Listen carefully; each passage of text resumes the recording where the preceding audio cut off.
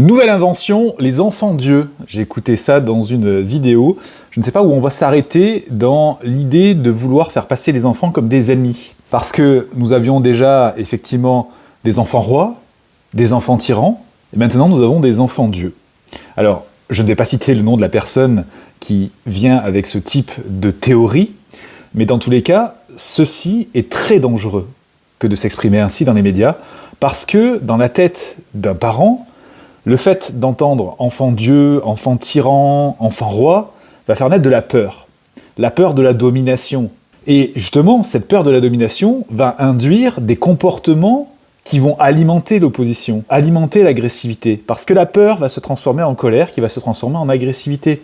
J'ai peur de mon enfant. Au lieu de le considérer comme un être d'émotion et de besoin, je le considère comme un danger. Et c'est là le problème.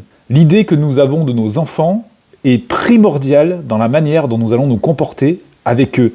Alors arrêtons d'alimenter ces termes-là d'enfant tyran, d'enfant roi, d'enfant Dieu. Restons sur le principal, le lien affectif avec l'enfant.